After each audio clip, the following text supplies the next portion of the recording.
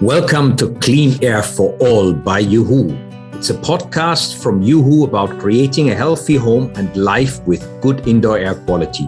Each month, we will speak with experts and share helpful information and insights about anything and everything that concerns the air we breathe and how we can protect the health and safety of our homes and families while we stay indoors. From understanding indoor pollutants, the benefits of ventilation, the importance of continuous air quality monitoring, to new technologies and more. Hello, everyone. Wherever you are, we are here with you. Welcome to our second edition of Clean Air for All by uHoo, our podcast that is all about creating a healthy home and life with good indoor air quality. My name is Matthias Gelber. I'm really happy to be your host. I've always had a passion for the planet, for its people, and I turned towards indoor air quality monitoring when my baby daughter was born 4.5 years ago. And I became one of the first customers of uHoo, buying a device and making sure that I know what's going on in my home and with our family. And I have the great pleasure of having again Caroline Blazovsky with us. She had amazing content during our last podcast that hopefully you have listened to already. Otherwise, I will highly recommend you to go back to it. She is nationally recognized as America's healthy home expert, and she's the CEO of My Healthy Home. She has been an indoor investigator for 25 years, and she has seen 30,000 homes from a point of view of what's happening in there. So Caroline, welcome back to our show. Today we will cover devices, technology, what can help us take the next step to actually, after we understand and have monitored our home, we focused on that last time.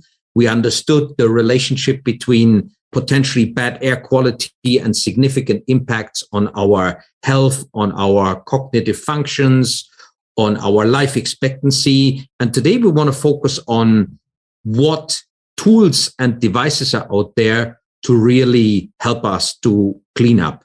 Welcome back, Caroline. Thank you so much for that lovely introduction. I'm so happy to be here. Yes, I think that this is an amazing opportunity for technology. So we have at our company, we have a model which is called our trifecta. So a triangle, if you will. So if everyone can envision a triangle, and there's 3 aspects of that triangle that have to work together in order to have a healthy home. So the first one is, as we discussed in the first 20 minutes of the podcast, was education. We have to educate all of us, the consumers, what to look for, why there can potentially be health risks, disease state activation, all of these things from pollutants and chemicals in our home. So educating the consumer. Then the second piece of this triangle that we talk about involves technology. And that's where products like uHoo come in. Very important to be able to monitor. We need technology to help us advance this idea of a healthy home, because it doesn't just happen from education. And I'll give you an example. So say I educate you about, let's take a topic, maybe gasoline, and that you don't want to store gasoline in your home. Perfect example. You're educated, you don't have gasoline in your home. But then all of a sudden, your landscaper comes and he's cutting your grass, and you get a high concentration of gasoline from an exterior source that had nothing to do with anything you were doing. It has to do with the landscapers and their power equipment. And now you have a high concentration of gas in your home, and you don't know how to ventilate unless you have a technology device telling you to do so. So you could be highly educated, know the cause that gasoline can contribute and be a carcinogen and cause poor air quality. But if you don't have a device telling you, an outside source could be contributing. So it's that trifecta. And what also goes into that trifecta, or those 3 categories, is education, technology, and building science. And you and I have kind of touched on that in the past, the importance of how we build, how our houses are built, the products we use. And so those 3 things have to come together in order to create an environment. So today, we're here to talk about technology and why we need it in a healthy home model. Great, excellent. I think last time we focused a lot more on education, the basic understanding of why this is important, technology today. Now, Caroline, what type of technology would you recommend for our listeners And how do they work? And is there a guarantee that they will do the job? Or it's quite a complex subject because there's so many different devices out there that people can. What are your starting point tips for us? So the biggest thing is humidity. So when we talk about humidity, the reason it's so detrimental to a home, and one of the key aspects to controlling how healthy your home is because humidity provides moisture, right? And so we're talking about if you're at a temperature, say, of 72 degrees Fahrenheit and you have low humidity, you'll feel very comfortable, right? You won't be hot. You will feel not sticky. You'll feel calm and cool and comfortable. Well, when humidity, sorry, Carolyn, how much is 72 in Celsius? Because that's a good question. I'm so bad. I'm not clued up on Fahrenheit, and we might have listeners as well. Is it like something, I should have, you're getting the calculator out. That's excellent. Yeah, how we have to do it, because I'm so bad because we always use Fahrenheit. So if we're at 72 Fahrenheit, we're at 22 degrees Celsius. Oh, yeah, that's nice. That's nice, right? So that's a very comfortable feel. But if we add a bunch of humidity, now all of a sudden the humidity outside, maybe we even take some showers in the house, we do some cooking, we make some pasta, we put a lot of moisture in the air, and all of a sudden that humidity starts to creep up, that water vapor, and it goes from 20% to 80%. Now all of a sudden that 22 Celsius or 72 Fahrenheit is sweltering. We feel hot, uncomfortable, sticky, that sticky, nasty feeling. And that's because of humidity. Humidity can change how we look at a home. And so what's interesting is I always tell all of my clients, so I've seen a lot of homes over the years, and everyone is required to get a humidity monitor. I want you monitoring not so much temperature anymore. Temperature is important, but humidity. And why is that? And real quick, humidity is a food source. It allows bugs to come in. They say, oh, there's humidity here. The bugs want to come in. They want to have the moisture. Mold wants to grow because of humidity. Dust mites, dander, all of those things proliferate. Dust mites love humidity. So if you keep your humidity low at under 55%, you won't have dust mites. You get high humidity. Guess what? Dust mites say, I'm going to hang out here, cause you allergies. You're describing the reality of Southeast Asia. This is our climate here. We have high humidity, and it's so difficult to get rid of ants and all sorts of other little bugs out there because they love it, and the mold grows like crazy as well. I mean, it's really difficult. So how could we reduce significantly the humidity, which is a continuous challenge here in this part of the world? Dehumidifiers? Yes, dehumidifiers. And also it's interesting, heat. So humidity works in a really interesting way is if you actually add heat to a space, and this gets complicated because then you get too hot. But by raising temperature in a space, you'll actually drop your relative humidity. So for example, if you were at 72 degrees with 80% relative humidity, and you simply added 5 degrees to that temp, your relative humidity will go down. So they work in opposition to each other. So always remember that the higher temperature you can stand, I mean, you don't want to be sitting in a room and be in, an uncomfortable Fahrenheit or Celsius where you're uncomfortable, but you want to raise temps in buildings as high as you can to keep humidity lower, and then use things like dehumidification. And dehumidifiers are very important. And that's to keep these little microorganisms not wanting to be in your environment. It's like when you give them water, it's like giving them chocolate cake or cookie or sweets. They want to hang there and be with you, and you don't want that. I'm just wondering whether what you just described works for Southeast Asia as well. I guess that's the behavior of buildings in North America. Here we have this very high humidity and high temperature, and usually we use aircon to push the temperature down. But I remember my friend Gregors, who is a famous building consultant, he said as well, we need to focus more on humidity to actually reduce energy consumption. But if we were to push here, we have already high temperature, like 28, 29, and we have that combined with high humidity. So we're trying to do both, I think, here, reduce the temperature and reduce. Humidity. So you're in a climate where it makes it challenging because it's already too hot, right? You can't add anything. And so what air conditioning does, or aircon, is that it allows us to take that humidity out. That's a benefit of air conditioning. But what happens, so in your climate, you can run a lot more air conditioning, which is good. As long as you're servicing your HVAC, making sure that it's clean, you don't have mold, you service it properly, you can run a lot more HVAC. Where we get a lot of problems is when climate becomes, you don't need heat, you don't need air conditioning, and you've got high humidity. That becomes a big issue. And also making sure those HVAC systems are operating properly, making sure that they're sized appropriately. So you can do this two ways. You can run your HVAC to get that humidity out, but you've got to service and make sure you're taking care of the unit, or you can also use dehumidification.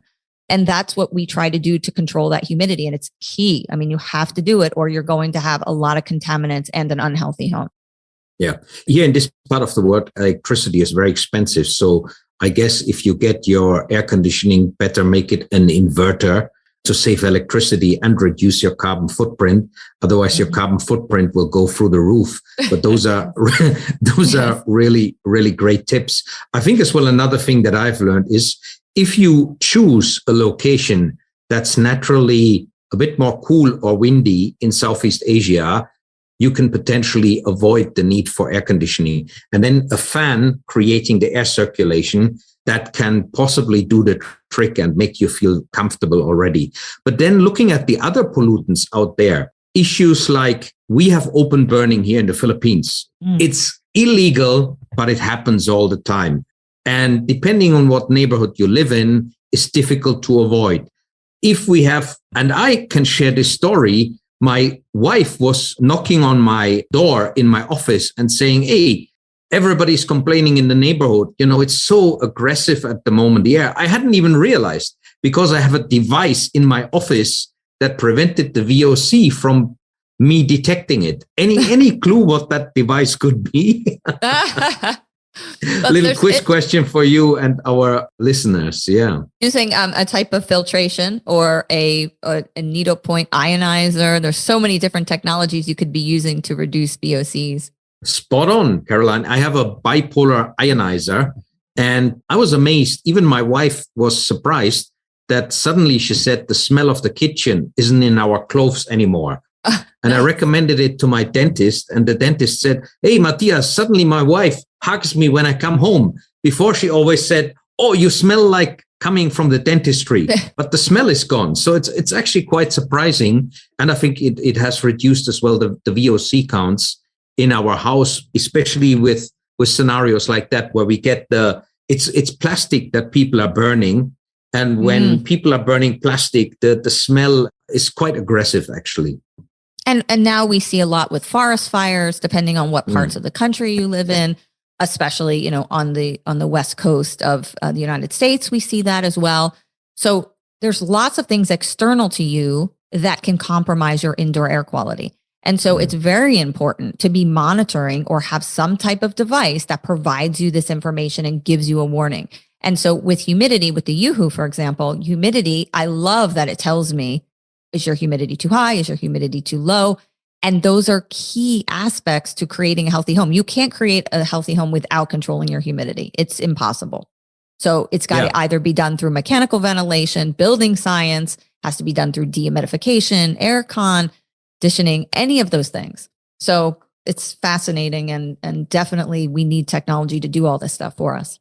Yeah, I think getting that humidity right is so good for your health and so good for the longevity of your home and everything else. What about HEPA filters? Do you use HEPA filters at home? Do you recommend them? Absolutely. So there's a lot of technologies, and I challenge people to, before you do anything, you need to get a device to monitor and know what your problems are, because not every technology or every filtration or every purifier is good for your solution. So you just used an example of the needlepoint bipolar ionizers. They're perfect for VOCs. We use them a lot in new construction. I find them to be very successful when people do a new build. They've got a lot of chemicals and we want to reduce them. They have no ozone and they're specifically allocated for that problem. It's the same with HEPA filtration. So when you have a lot of particulate in the air, maybe you have, we talked about smoke, maybe you live in a congested area. My clients that are over the age of 65, for example, and live in big metropolitan cities, I recommend everybody have a HEPA filter. And why? Because it actually can improve your cardiovascular function by using a HEPA filter by 8%, which is an incredible amount and as much as some drugs and big pharma can do. So it's important that these filters and these purifiers, you know what the problem is and you're picking a purifier or a filter to accommodate the problem that you have and not just putting something in and saying, well, I don't know what my problem is. I just don't feel well and I'm going to put in anything. You need to monitor and know what you have and what's wrong. Great. I think very important point. First, understand the problem and then go with the right solution for the problem. Now, maybe we are already entering a post-pandemic world, but obviously the risk of infection is still around. Who has a indicator as well for minimizing COVID risk. But in general terms, what kind of strategy for managing your indoor air quality and devices do you recommend for reducing your COVID risk inside of a home or an office? What's interesting about COVID-19 is that it's pushed this idea of a healthy home, a healthy environment to the forefront, right? It forced us all to have to realize we're a community. We've got to address this issue. But then also what's interesting is that we sort of know, and as an indoor air quality professional, I don't believe that COVID-19 is the last pandemic virus we're going to see. I believe, we've got all kinds of swine flu and other things that exist in the world that can really be a detriment. So we know we have to start doing a better job of controlling and filtering our indoor air. So with that being said, we always want to dilute, bring in more fresh air, more ventilation in whatever capacity, whether that's opening your windows, opening your doors. But again, paying attention to that outside environment, because if it's real humid and smoky, you don't want to be bringing that air in, right? That could make it worse. So on good days when air quality is good, we open our windows, we ventilate. There's a lot of technologies now with ERVs, energy recovery ventilators that allow us to bring fresh air in too, and then providing filtration. And there's so many interesting technologies now that have come out because of COVID-19. We see a lot of hydroxyl. You'll hear the word hydroxyl systems that help to purify the air. We see a new technology called heated HEPA, where actually the filter gets up to 400 degrees within this system and will eliminate any anthrax, will eliminate COVID-19. And this was actually tried on actual virus in an infectious disease lab, one of the largest in the United States. They did actual testing. So what you want to know is, was your device actually tested on real viruses and real contaminants, or what we call, I put it in quotes, I'm putting my air fingers up, but we say a COVID-like virus. I like to see technologies that were actually implemented in real life situations. But there's a lot of good technology out there now that is making us able to filter the air and help reduce contaminants. Great. Thank you so much, Caroline. The solutions are out there. It's just a question of us understanding first what issues do we have, and then adopting the solutions that can solve the problems for the benefit of our families, our communities. Sharing is caring. Make sure everyone that you are responsible for has good indoor air quality so that you can truly have My Healthy Home, supported by Caroline. Thanks so much, Caroline. It's great to have all your expertise being shared with us. I'm so thankful. Our readers are thankful, and hopefully we will have you again in the future in one of our shows, because I think you have a lot more stories to tell and a lot more additional wisdom to share with us. Thanks so much, Caroline. I appreciate being here.